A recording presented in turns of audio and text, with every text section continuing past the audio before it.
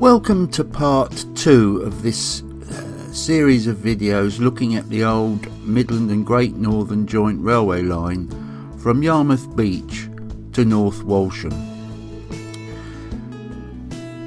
We're now looking back towards Great Ormsby, which we left in the last part of the videos.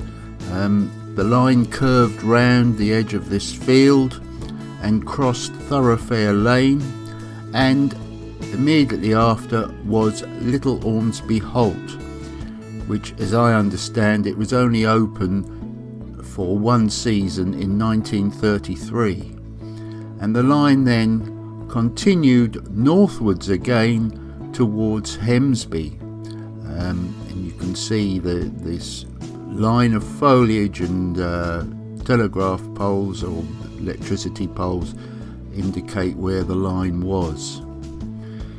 This the first part of this line opened originally as the Great Yarmouth and Stalin Light Railway, and it was built on the cheap, really. In order to keep costs down, it just followed the contours of the landscape, and hence it tends to keep turning into different directions. Now this is the site roughly of Hemsby Station. There you can see a picture of the old station. Obviously now it's been completely obliterated by new development, and it went up the side. The line curved round here and curved westwards again. As I said, it does tend to change direction quite a lot. Now there is the old station house, which still remains, and another link with the past. Right, now we're looking back towards Hemsby, and the line came round from the distance there on the right and went under the main road. We'll see the other side in a minute. There was actually a bridge there, but obviously on this side of the road the land has been built up quite a lot, because obviously you wouldn't get under the road there. But if we look at the other side of the road, you can see the land is a lot lower, and there would have been room for a bridge, which obviously has disappeared, and it's all been filled in. And then the line ran across the fields, which there's no trace of it now, and headed towards Melton. As I say, it's all completely disappeared. But as I say, there was a bridge there, I can assure you. It is actually marked on some old maps as a bridge. But again, there's nothing left. Here we are a bit closer to Melton now. The line went round behind the farm and headed round towards Melton itself. The line went over across that field and into the corner there, and then round into Yarmouth Station. And there's Yarmouth Station at a passing loop. But again, obviously nothing left except a road sign, which is a clue to where it might have been.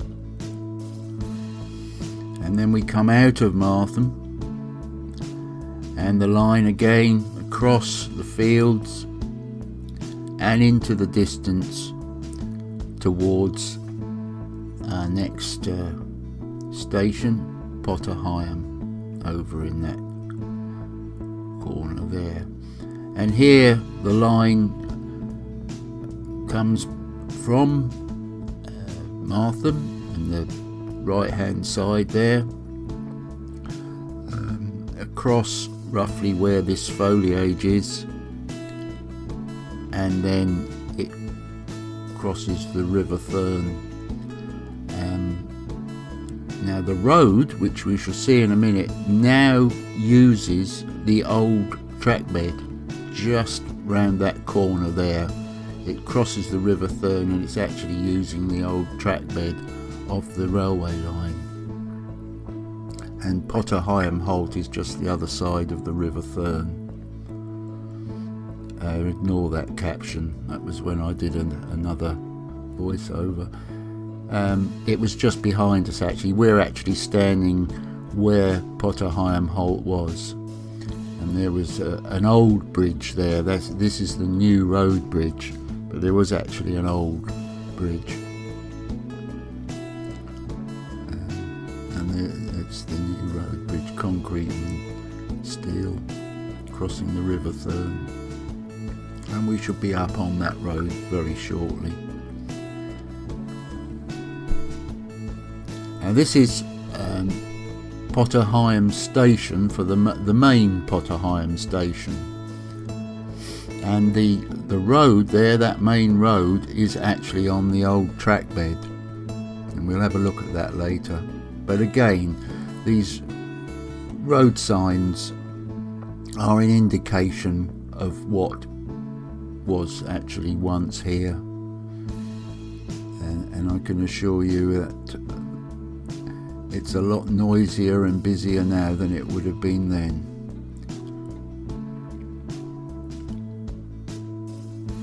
But anyway, we'll be having a look at that soon. Right, now we're about to join the old railway line. As we come round this corner, the old railway line comes in from the right hand side, where those trees are on the right, and as we cross the River Thurne, we are now on the old track bed, and there was an old girder bridge here, and now we're travelling along the old track bed towards Higham Station.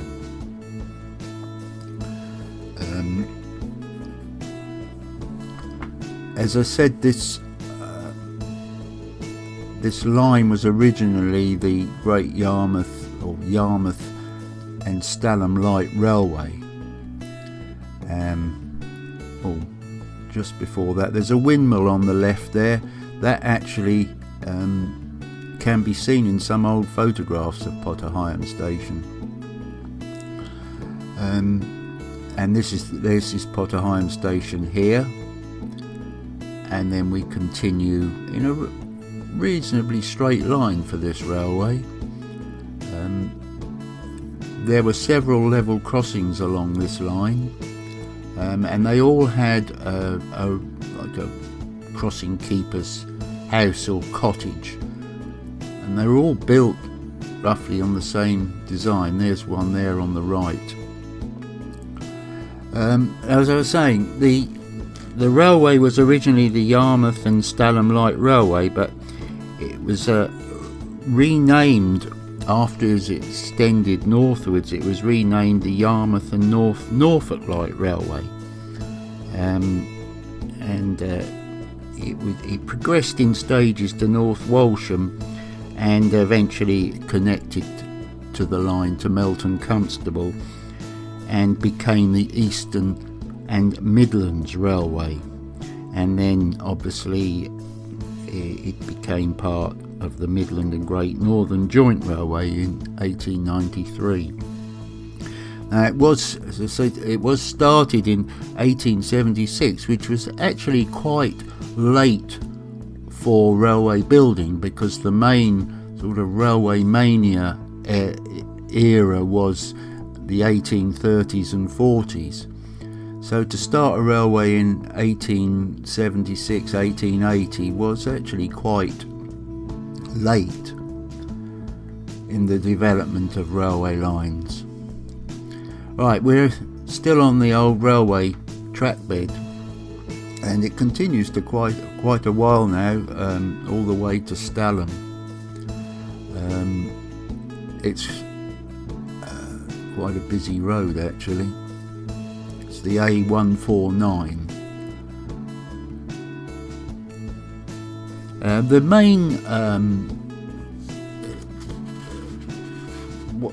The main traffic on this railway line was anything cattle, grain, hay, fruit and veg, of course sugar beet, and of course holiday makers, particularly in the summer months, who obviously once the line connected with Melton, Contstable and across to Peterborough and Bourne, it then connected with the Midlands and the North, and so Yarmouth became quite a big destination for holiday makers from the industrial areas of the North and the Midlands. The next station along this line is going to be Catfield, which we shall see the site of soon. Just passing the boatyards, because we're never far away from the Broads along these railway lines. And this is the site of Catfield Station, which we shall look at a bit later, although there's not a lot to see now. There we are, this is Catfield Station. Catfield itself was actually over in the other side of the road there, down another road. Quite often these stations were not actually near the places they were supposed to serve, but then I think that's true of a lot of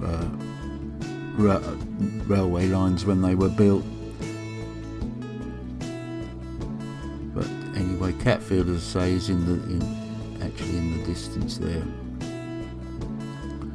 And here we continue again towards Stalin, still on the old track bed.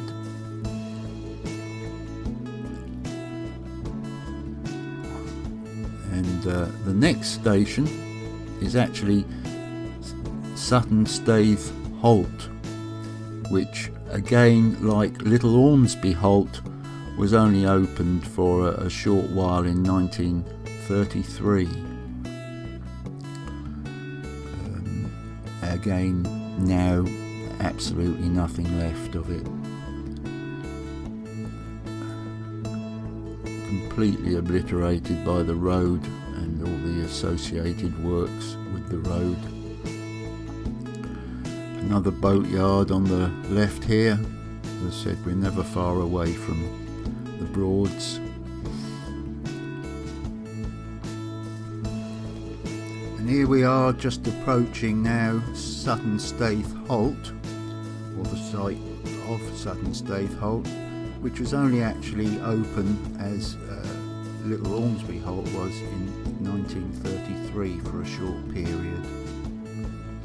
I often wonder now, if the railway line was still open, how busy it would be, because all of these places we go through have been built up out of all recognition with the development of housing estates, etc. And I'm sure there would have been quite a bit of custom for the railway now. Okay, we're now getting close to Stalin Station. As we travel along here on the old track bed, very shortly on the right hand side the line of houses disappears at an angle, and just see them now on the right. Well, the railway then went along behind those houses. We're no longer on the old railway line, and Stalin Station was on the right there, and we're just turning into a road now that actually went over the railway line. There it is, we've just turned in, and Stalin Station was, we shall see in a minute, Stalin Station was right in front of us there, and this road where that car's just come around actually went over the railway line.